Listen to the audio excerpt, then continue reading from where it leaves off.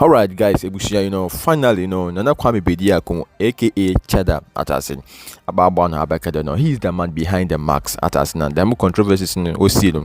Now, there were a lot of people asking, like, when we said, no, it being pronounce marks, yeah, said, like, even as no Babu could do a Ghana main at us because big made send a Ghana main, you deno, Adam Coffin, which you were him, no. Now, I'm a coffee be bring him there, what Baba, now, Wabba, Wabba, Ghana, yes, but no, what the monk of Benya away then, why yet? Now, any that Nana Kwame Bediakon, aka Cheddar Atase, he said it on the video that or now what planning the Wababeye meeting, it was Independence Square, or Tom painful be brain, son, been for been Nigeria, Liberia, Kenya, like a big men's all the way then what to represent for meeting where they meeting the call. But unfortunately, in paying for all many money one pen meeting because of maybe about meeting now. Mobisi wa Ghana may mono onya sam papa into one day or amanda in pain for Ghana may mo amanda meeting but you know about the manana or the upper one can be no kwakede because previously na other meeting where you were Independence Square to say when to one you Independence Square or the upper no kwakede kwakede meeting because the meeting was very necessary for them at us or the what what share nyema obokodo o Ghana may mo bede obey at us into according to meeting, through the conversation, Cheddar be reviewed he was the man behind the marks. Now coffee be brave said Ebanaz no ede, Ebanaz no kodu. He said a lot, but young conquered, young kitty and bra. But before you get to the video, please, if this is your first time, don't forget to subscribe, like, and share and leave some comment to us all. I have been serving a nation, working so hard just to become an example of what wealth looks like. And building wealth comes from knowledge, comes from wisdom, comes from understanding. You need to get this value from your own surroundings. I grew up partly in Ghana, partly in England, and I came back to Africa. 2001.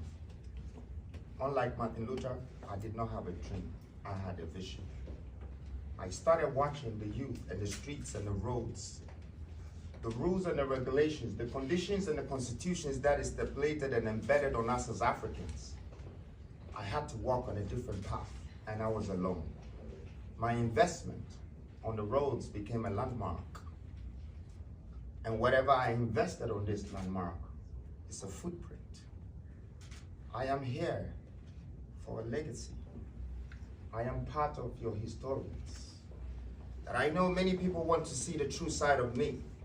I know you know Nana Kwame Bediakon, but I know you're still looking for freedom, Jacob Caesar. Yes, I am rechristened and I'm here. I'm not here to take your value. I'm here to add value to you. I discovered that the land that we belong to had so much wealth that until we turn it into our own, our economy will never be sustainable. And we cannot forever live in our countries with a box economy.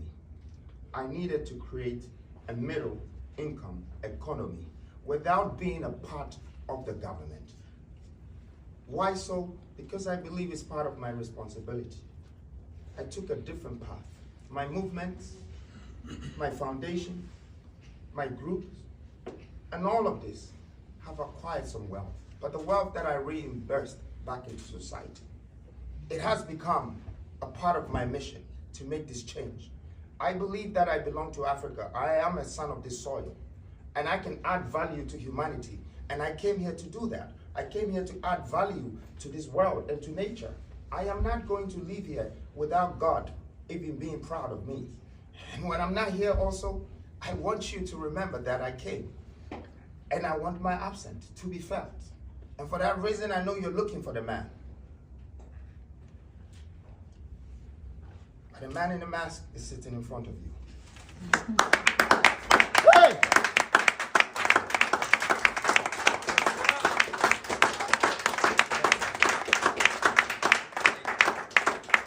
I have nothing to be scared of. I came to you as your salvation. I don't invest in myself alone. I am investing in you. And truly, these innocent leaders sitting beside me, of course I will not go to them and tell them that, hey, I am a man in a mask and I want you to come to Ghana to support me to do this and this. And this man of this dignity and this woman with such power will say, yes, I'm going to follow you to come to Ghana to do your convention and all of that. No. It is part of the movement. We need to educate. We need to uplift our children. We need to voice out to them. If you are about to find out about this man in the mask, because I never spoke a word, you were looking for me. I didn't tell you whether I am into politics, whether I am an evangelist, whether I am a conventionist or a revolutionist. After this day, you will have to wait for me to share my policies and my visions with you. And if I'm the reason why the country or the government is not happy about these great voices coming to educate not only Ghana, but also Africa, then I'll take this moment to sacrifice myself, to unveil myself, because I have much respect for these great leaders beside me. It would have taken my own time to tell you that I am. But for this very moment, I am sacrificing myself to let you know that I'm that man. But I'm that man with a good purpose, with a great vision. I have a plan and I have a vision for this nation. And not only this nation, I have it for Africa too. But I know Africa is the next biggest thing, because out of all the continents that have been developed in this world, there is only one continent that is not developed.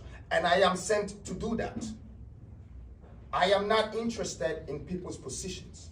I am not interested in presidential positions. I am interested in the regions and the humans. I am interested in the countries. I am interested in the continent. The resources here, the human resources here, the great opportunities to be able to prove a point to the world that this is what we can make out of ourselves as a black society.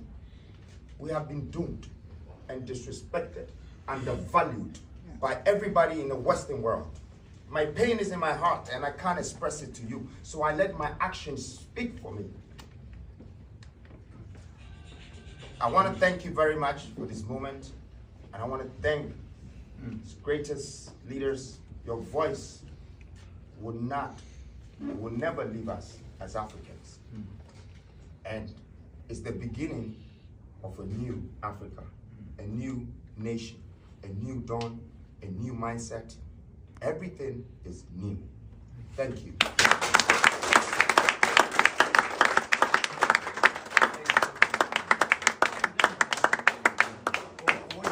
Question, but I can tell you, and I want to openly thank Mr. Peter for taking the chunk of young leaders from Nigeria to come over here, including myself. You know, I can tell you that we will support you from Nigeria. South Africa will support you. Different part of Africa is going to support you. Like Mr. Peter Obi says, when we find vision, we will do everything to ensure that vision is lifted in Africa. As individuals, we can be anything, anywhere. If you're talking about the latest car developed today and designed in Nigeria, is sitting there. We have Okonjo Iweala. We have all kinds of people. We